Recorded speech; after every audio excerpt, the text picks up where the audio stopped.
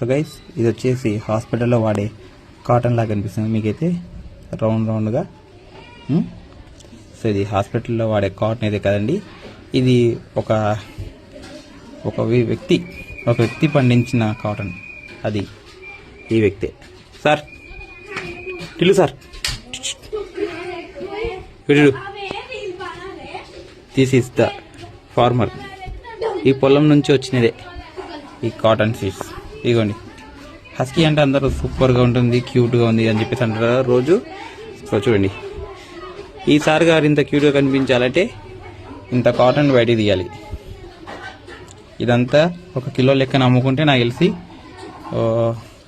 చాక్లెట్కి కూడా పైసలు రావు ఈ కాటన్ తోటి. మేకలనే ఈ బొచ్చుతోటి ఏదైనా సెటర్స్ అలా తయారు చేస్తారు.